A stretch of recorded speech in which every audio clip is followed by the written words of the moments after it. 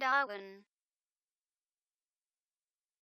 Il est possible que l'internaute insère une mauvaise information dans votre formulaire. C'est pourquoi Dreamweaver intègre un outil qui va vous permettre de valider celui-ci avant de vous l'envoyer. Donc, afin de valider les différentes données d'un formulaire, vous devez tout d'abord sélectionner sur quel élément vous souhaitez effectuer cette vérification. Par exemple, ici, je vais me rendre dans un premier temps sur le champ où l'utilisateur va insérer son email.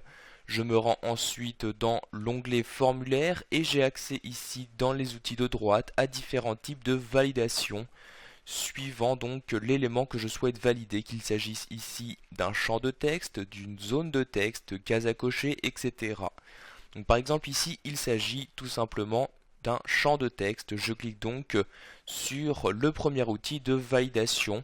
Automatiquement donc il y a ici une validation Spry qui apparaît. Vous allez pouvoir accéder aux différentes propriétés de celle-ci dans le volet du bas. Vous pouvez par exemple choisir son type en cliquant ici sur la flèche.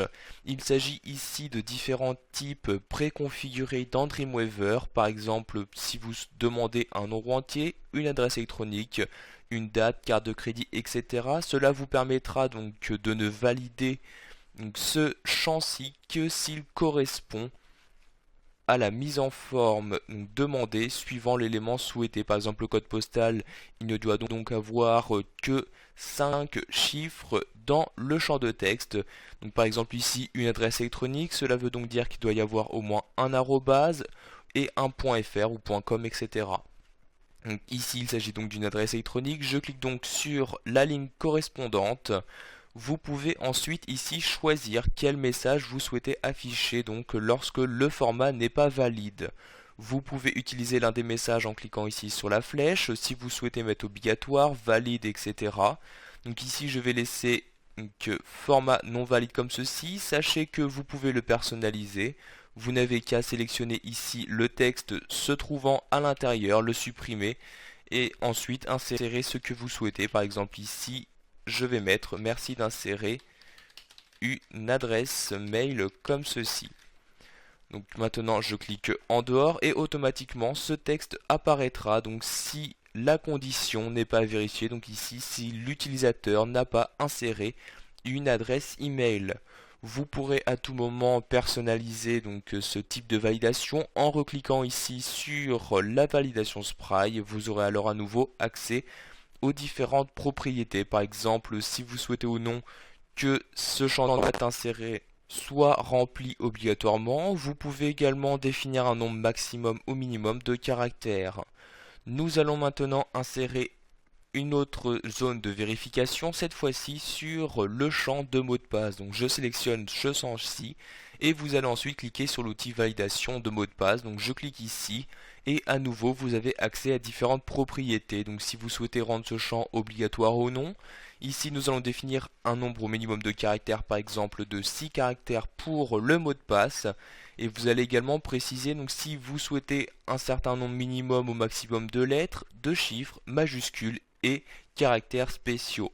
Par exemple ici je souhaite avoir au minimum un chiffre ainsi que donc 5 lettres comme ceci. Vous pouvez donc de cette manière personnaliser très précisément donc ce que vous souhaitez recevoir dans vos formulaires. Ici à nouveau vous pourrez modifier les différentes valeurs que vous souhaitez afficher si donc la vérification a été incorrecte.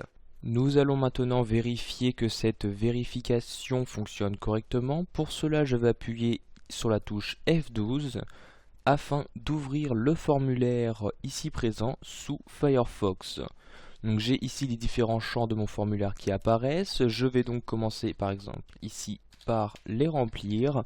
Donc en remplissant les différents champs, je définis par exemple un mot de passe juste ici de 4 symboles. J'insère ensuite un email, par exemple Je vais juste ici insérer Martin et je sélectionne une valeur ici homme. Je clique sur créer compte et comme vous pouvez le voir, j'ai ici automatiquement donc deux erreurs qui apparaissent. En effet, ici ces deux champs là ne correspondent pas aux informations souhaitées. Donc par exemple ici pour l'adresse email, je dois à tout prix insérer un arrobas et par exemple je vais mettre ici free.fr. Si je clique maintenant sur créer compte, vous pouvez voir que ce champ est maintenant correct.